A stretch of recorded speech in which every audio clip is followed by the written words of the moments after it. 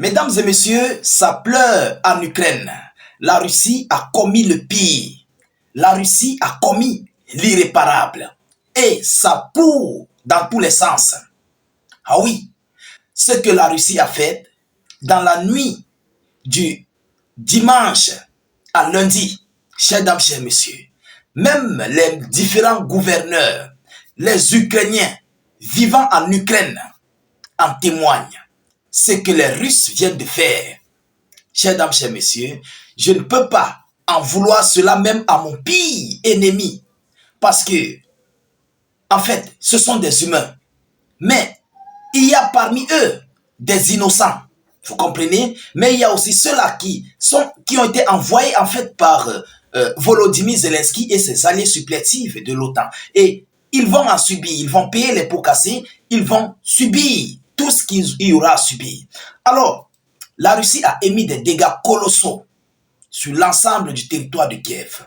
Et ce sont les Ukrainiens, les différents gouverneurs, qui viennent de relayer l'information des multiples attaques de grande envergure, des drones, kamikazes et tout ce qui s'ensuit dans plusieurs oblasts, donc dans plusieurs régions, s'il faut le dire ainsi. Eux, ils appellent les oblasts, l'oblast de Donetsk, l'oblast de Kursk, l'oblast de Pokrovsk, vous comprenez? Donc, ils appellent les oblasts, mais ce sont des régions, des régions, des villes. Alors, voyons voir ce que les Russes viennent de faire, ce que les Ukrainiens eux-mêmes, les différents gouverneurs des localités nous certifient qu'il y a eu, et puis nous allons décortiquer. Parce qu'ils ont donné en fait des informations, mais derrière ce qu'ils ont dit, il y a en fait la réalité qui est cachée, qu'eux, ils n'ont pas relayée. Et c'est ce que nous allons voir dans cette vidéoconférence. Mais avant de continuer, rassurez-vous de partager la vidéo dans tous les groupes possibles. Mettez en plus suffisamment de commentaires. N'hésitez pas. Vous comprenez? Sachez-le que nous sommes dans une jeu de communication. Notre but, c'est d'informer le million de personnes. Oui, nous devons informer le million de personnes parce que nous sommes dans une guerre communicationnelle. Et ces gens continuent de nous attaquer, bien sûr. Alors, mettez vos avis en commentaire, même si vous n'avez rien à écrire, mettez salut, état d'urgence en commentaire, mettez beaucoup de j'aime, beaucoup de cœur. Qu'est-ce qu'ils nous disent? On dit que plusieurs oblasts ukrainiennes visées par des attaques nocturnes, vous comprenez, des bâtiments et une ligne électrique endommagée. Plusieurs oblasts, donc plusieurs régions ukrainiennes visées par des attaques nocturnes, des bâtiments et une ligne électrique a été endommagée. Dans la soirée et dans la nuit de dimanche à lundi, plusieurs oblasts ukrainiennes ont été visées par des attaques russes. Moscou a notamment frappé Nikopol. Ils ont frappé Nikopol dans l'oblast d'Dniepro, selon le chef de l'administration militaire de l'oblast, Sergueï Lysak, à l'aide de lances de roquettes multiples, d'artillerie lourde, de lourdes kamikazes, de drones kamikazes et de bombes larguées par d'autres drones, des bâtiments dont des maisons et des entreprises ont été touchées. Mais pourquoi la Russie a frappé ces bâtiments et ces entreprises? Voilà la grosse question. Ils ont été touchés. Eux-mêmes certifient qu'ils ont été touchés.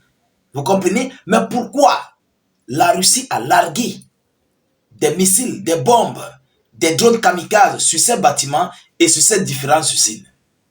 Évidemment, je vous le dis toujours, soit c'était un point de déploiement d'hommes, soit c'était un point de déploiement temporaire, soit c'était un point de stockage d'armes et de munitions, soit c'était un point de commandement, soit c'était quelque chose en fait. Vous comprenez? Ah oui, c'est pourquoi les Russes ont frappé ces bâtiments et ces entreprises. Vous savez que Zelensky utilise une stratégie maintenant avec ses alliés, c'est de s'emparer des zones civiles. Il s'empare des zones civiles pour les transformer en point de commandement, en point de déploiement, en point de stockage, ainsi de suite. Et les Russes ont des drones invisibles. Ils voient tout ça. Ils voient toutes les transactions que les camionnettes, les blindés effectuent. Ils pensent, les Ukrainiens en fait pensent qu'ils sont invisibles. Mais les Russes voient tout ce qui se passe. Il faut que ces gens apprennent à dire la vérité. Oui, ils doivent dire la vérité. Parce que si les Russes ont frappé une entreprise, qu'est-ce qui a été caché dans cette entreprise? Voilà là le problème. Qu'est-ce qu'on fabrique dans cette entreprise? Vous voyez l'entreprise comme ça, mais vous ne savez pas ce qu'on fabrique à l'intérieur. Alors, Zelensky et ses hommes transforment des entreprises civiles ils les transforment en point de déploiement temporaire, soit à des usines de fabrication ou bien de dépannage de drones, soit à des usines de fabrication de missiles, etc. Vous comprenez? C'est pourquoi la Russie frappe ces localités.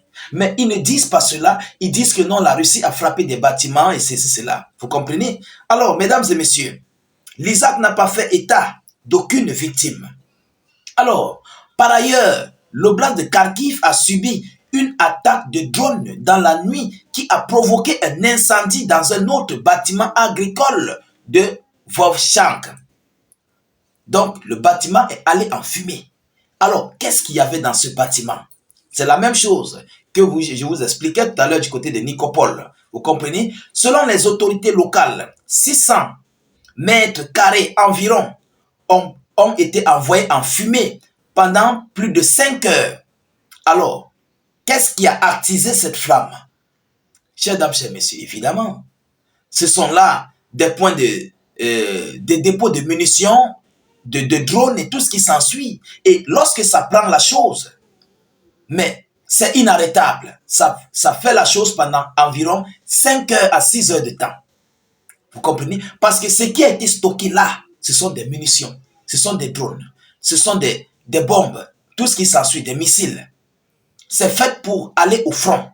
Mais ils ne disent pas cela. C'est nous maintenant dans les analyses, les décorticages, comme nous connaissons qui sont les Ukrainiens. Et c'est pourquoi nous disons ce que eux, ils ne veulent pas dire, ce que eux, ils ne veulent pas relayer aux yeux du monde. Nous les relayons ici, dans notre télévision état d'urgence. Alors, mesdames et messieurs, un homme a été blessé dans la nuit. Les habitations, oui, et une ligne électrique ont été endommagées, a déclaré le chef de l'administration militaire de l'oblast de Kharkiv, Oleg Cherubov, sur Telegram. Alors, voilà les multiples dégâts que les Russes ont causés, ont émis en fait à l'Ukraine. Je crois que Zelensky doit comprendre que malgré l'arrivée de Trump, malgré tout ce que Trump dira, malgré le cessez-le-feu, les Russes ont pour objectif d'anéantir la menace.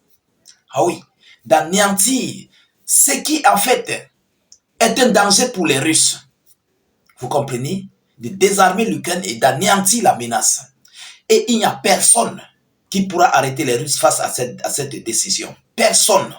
Même Trump ne peut pas. Et lui-même le sait. Parce que nous voyons Volodymyr Zelensky, il est un peu excité. Il se dit non, comme Trump est là, voilà, les Européens n'ont pas pu faire quelque chose. Trump va venir changer la donne. Il ne pourra rien changer. Trump ne vient pas pour dépenser son argent dans la guerre. Il vient pour son business. Tu as ce qu'il veut prendre chez toi et vous allez faire le troc. C'est de ça qu'il s'agit. Oui, c'est de ça qu'il s'agit. Et en plus, investir dans un pays en conflit est un danger permanent pour M. Donald Trump.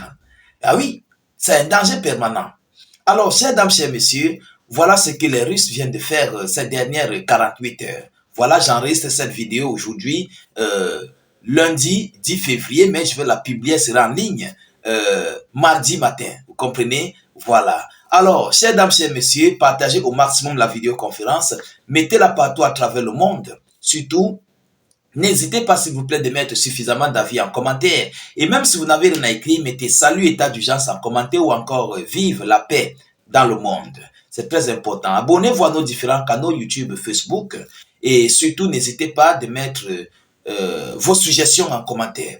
Je vous reviens tout à l'heure pour une prochaine série d'actualités. Soyez encore salués une fois de plus. Ciao, ciao.